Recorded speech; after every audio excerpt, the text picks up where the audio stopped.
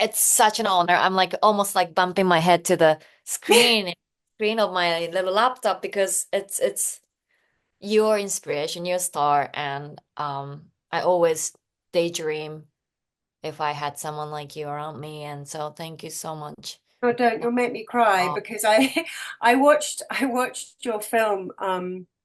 I've been insanely busy and I watched your film one night, when I went to bed. So I watched it quite late. I don't know, I like at 10:30 oh, or something.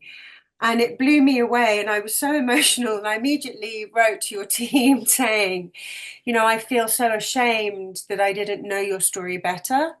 But when you spend your life like in a kind of drama vortex, you become so myopic yeah. and you hear what's going on elsewhere in the world, but you're so focused on what you're doing that kind of everything Hmm. else Hmm. disappears. And I was very aware of your story, but I'd never, I mean, obviously, I hadn't read your book and I'd read a little bit of press, but I didn't understand how enormous what you had done was.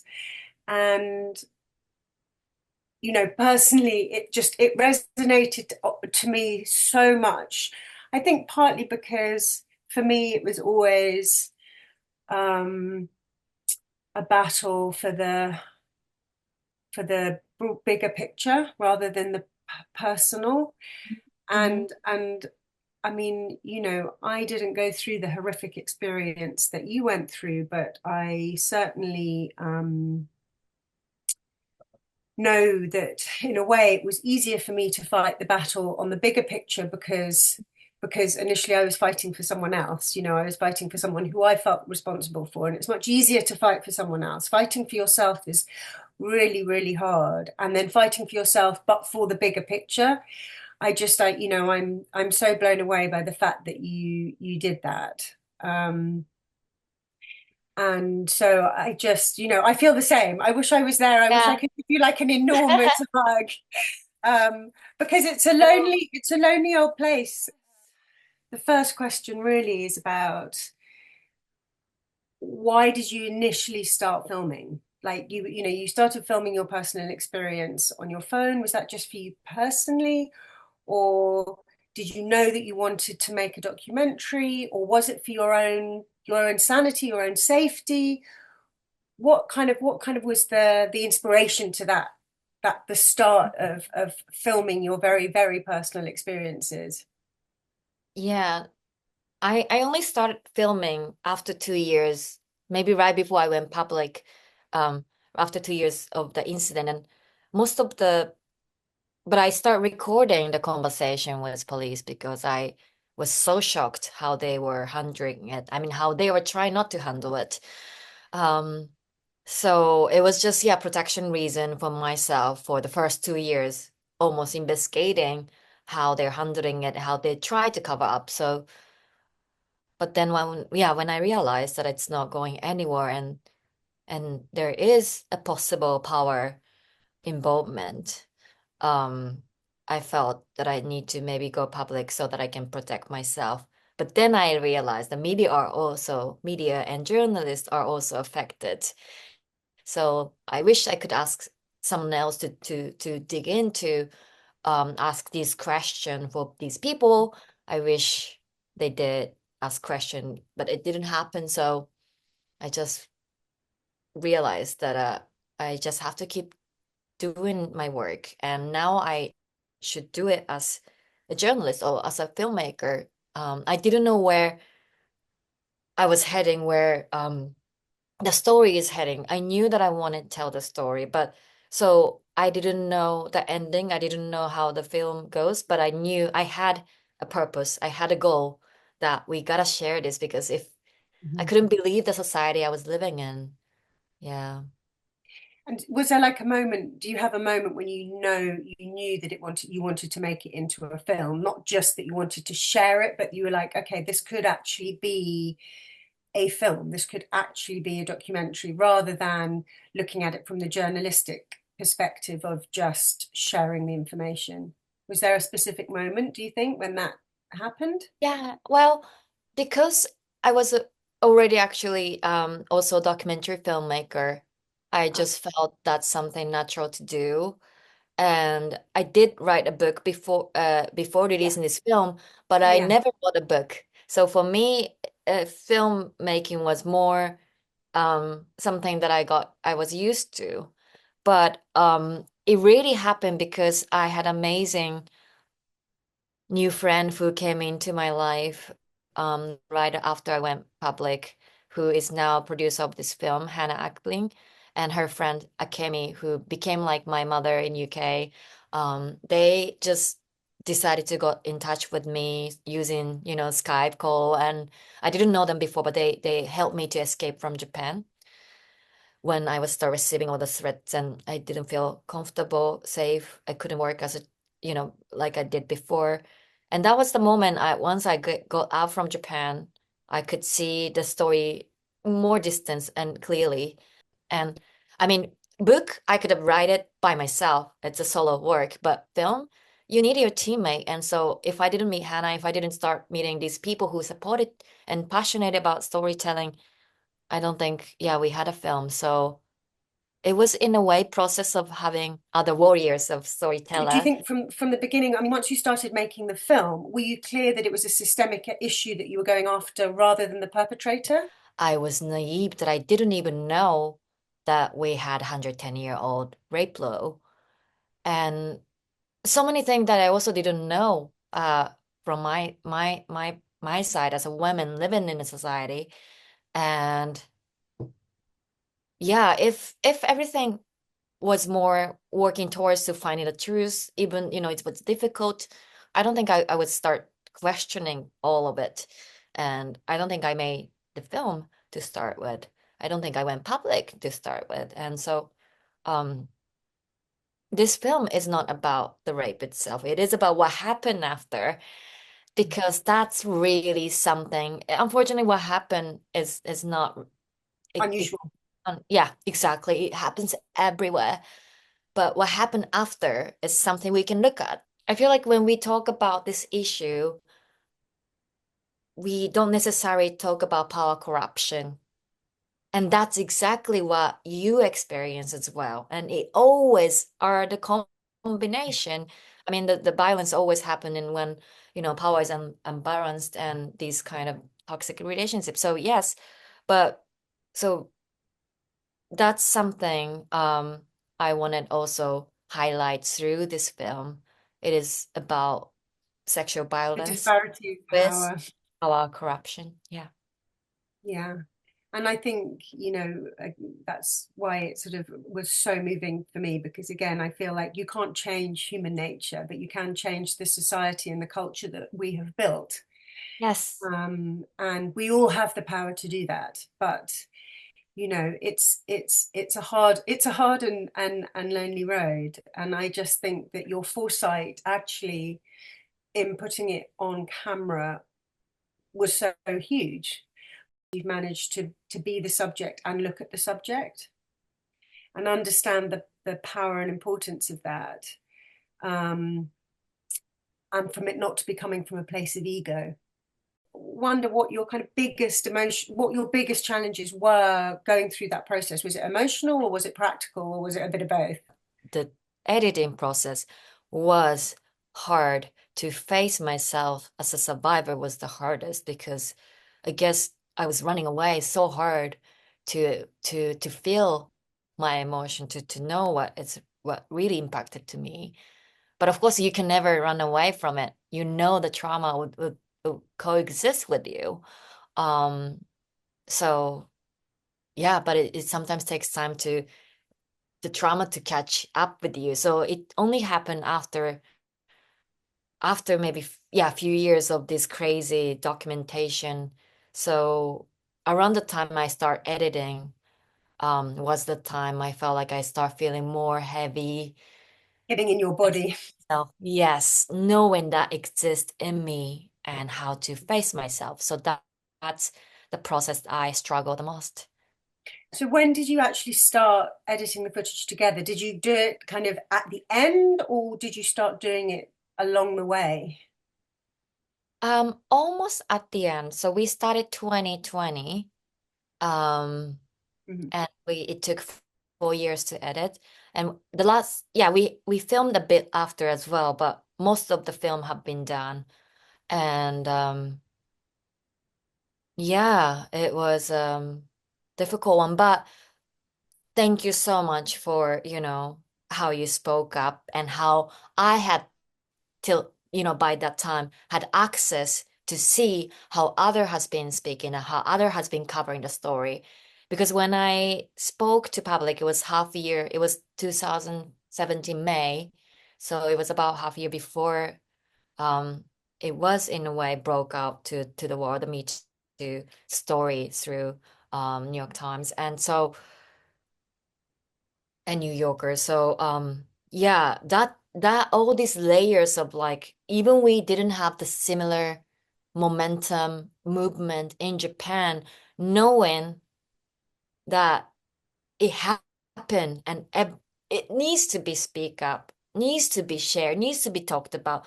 It gave me so much courage and I could learn how the process is like. I had the resource now. I could access to that the the solidarity, even I didn't feel that so from someone close to me. But so that was a huge help. So like it was a chain of inspiration and chain of courage that I could take, knowing that it's possible to tell something traumatic even that happens to you.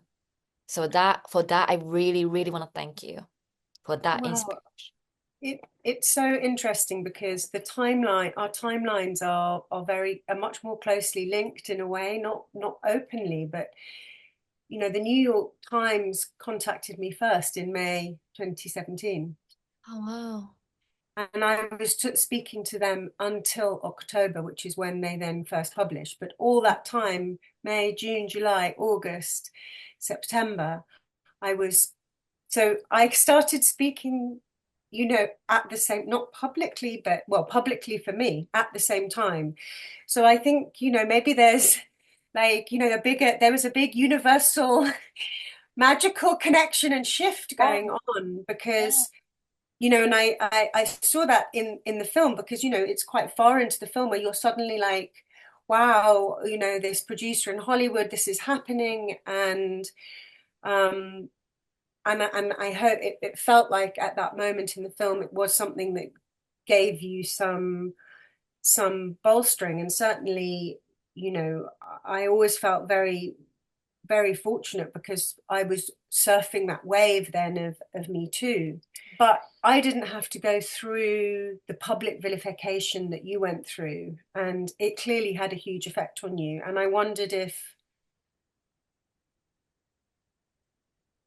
that was the thing that brought you to your lowest. You said you felt like you're surfing through the Me Too movement, but that really the wave was so big that affected everywhere. And that's the time when I think I finally start getting understanding from people why we speak. Even though I was saying the same, I think people didn't understand why a survivor would speak, what's behind it. And I still remember today that Japanese media didn't cover what happened to me, but towards the end of 2017, New York Times covered what happened to me, which is one a bit of part of this film as well. And and later, after that publication, Japanese mainstream newspaper, Mainichi newspaper, finally wrote about it according to New York Times. So it was it was re-imported. And that's sometimes what we need because it's too hard to break the burden of in our own society. And it made it so much easier for me to keep living. And I just can't imagine without the life after it without having the Me Too momentum, the wave. Without that wave, I don't think, yeah, I could have survived because it must have been so difficult. So it's amazing to hear it was the same time we start talking to publicly and like it's yeah, I just have to be so grateful that happened at that time, the same time because yeah, again, I can't imagine life without what happened. So I wanted to ask that question. So the footage of, yeah, of inside the hospital, like from the bed, I presume that that maybe was inserted. That was just a like a pickup shot. But that actually was you when you woke up. That Yes, yes. genuinely the first thing you did was pick up your phone and be And like, I had "Hey, to where am laugh at myself, like, what are you thinking? Like that is that the thing you do? You try to take your own life away, and I was that time so obsessed with filming. It's just insane to think about But where that was your survival, you know, that exactly. separation. And I can see that, you know, so much more, you know, I could see it in the film, but I think it's a hard thing to understand. But talking to you, I Yeah. can really, really see that. But the other question I had, and again, it's something that was echoed for me, was that my family didn't support what I was doing. Mm, And not because they're bad people, but because it was frightening and it went against, you know, what they thought was safe for me. yeah. Um, and it was their lack of support, or support was different at different times. And I was brought up by my grandparents, so actually they were of a much more old-fashioned mindset. And I remember when I told my grandmother that I was going to that I had left Miramax, I'd left working for Weinstein, and that I was going to find justice and try and get him sent to prison. And she just said, "Don't do that. Don't do that. Don't do that. You can't do that. Just be quiet." And I remember how that like sunk the bottom out of my world, because I thought my grandmother, who had given me all of the morals and strong moral background, you know, as I imagine your family did, I thought Mm, she would support what I was doing because it was the right thing.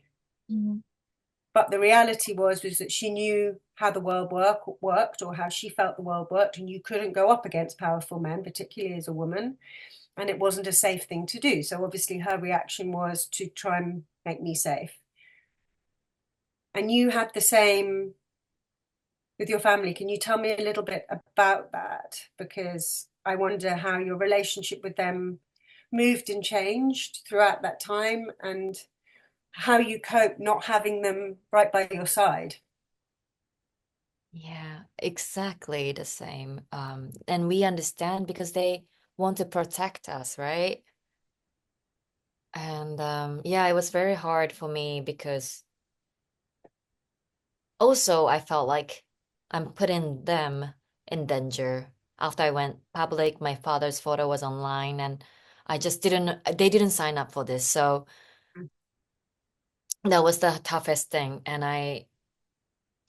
to keep them safe, I physically also and had a distance with them because yes, I moved away from Japan as well. So for a couple of years we were kind of separated and of course my parents really cared about me, but yeah, we were so confused, we were so scared, and especially my little sister.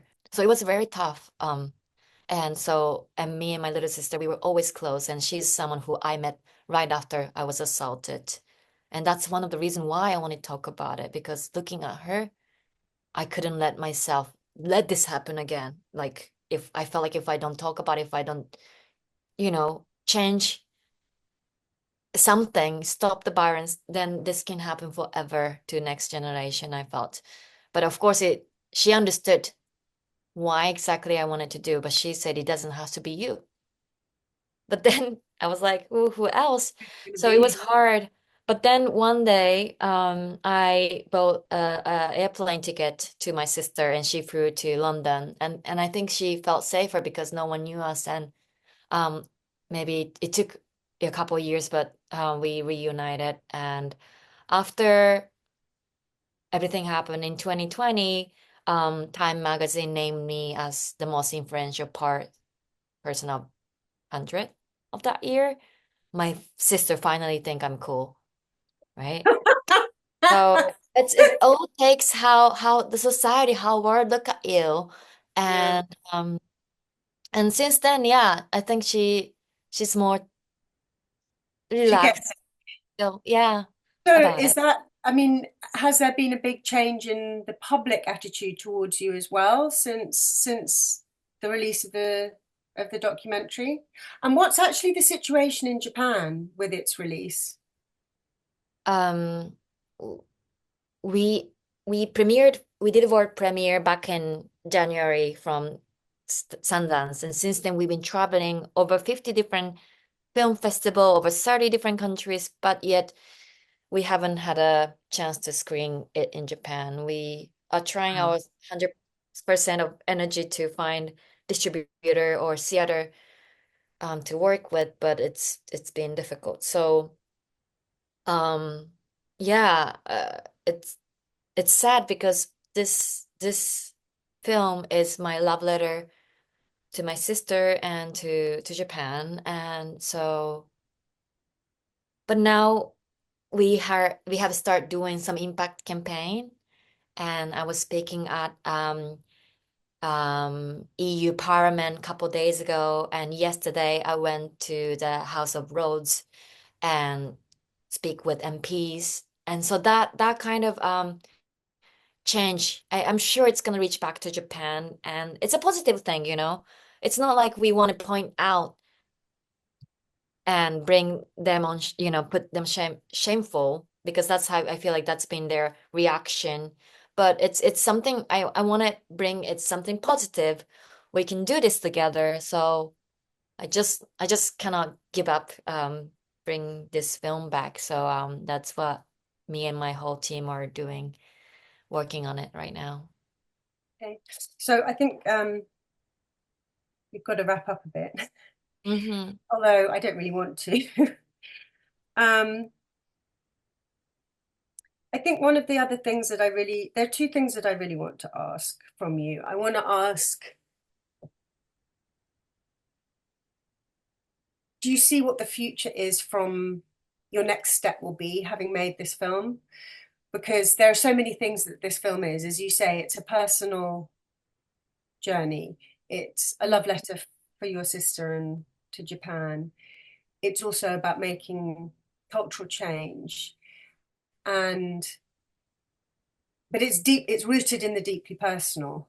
Do you think that you're going to continue pushing on law changes in Japan? Is this film going to be the beginning of a more kind of activist lifestyle, or do you think you're going to keep in the documentary and journalistic side? Because you've been swept up, and now not the tail is wagging the dog, or the rather than the dog wagging the tail, but your relationship with the story is shifting all the time, and Mhm. but you also, I presume, I don't know whether you want to keep control of it or whether you want to let it take you to what the next stage will be. Yeah. I mean, this journey with the film is something we wish this would happen, but it was unexpected, like how far we could have traveled with it. So it's been amazing, and I just can't imagine where we I will be next couple month. But it's also hard, like you understand, it's every day. This is still my own trauma and how to deal with it. So I did tell my team that I can do the trouble with this film maybe this year, but I don't know if I want to continue doing that.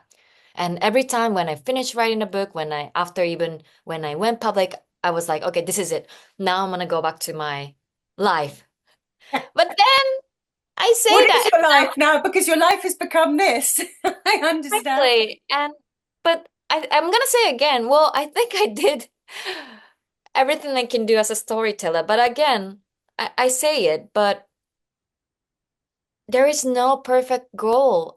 There will be every day almost there's something happening, and there should be updated to meet the perfect setup for legal situation and social background and in media as well. So there are always something to talk about, and so I think I cannot get off from this ladder, but I am really passionate about storytelling. So that's what I'm gonna focus about. And I do believe storytelling can change the world. And for that, I think this is activism as well. So yeah, we'll see. And I really hope I will see you in person Yeah. because I really want to talk more. But I think this has been highlight one of the Mm. highlight of my trip. Yeah, I Uh, really cannot express how happy right now my energy level of bathtub went up to 90%. I can tell you. well, So high, we're being very fangirls to high. each other. I'm just so sad that I'm not there, and I hopefully when you come back, please tell me. And yeah, we need to go out for a coffee and ask all the questions we really want to ask. But it's been such a pleasure. It really has, and I can't really congratulate you enough for what you've done because I'm aware of half of the effort and difficulty that went into that, and you've like double, triple, quadruple that, and that's just incredible. So I hope they don't exhaust you too much the rest of the trip, and good luck. And I hope I see you very, very soon. Thank you. And thank you so much for Okay. all everything you've done and who you are, Zelda. Thank you so much. Arigato. Arigato. Bye.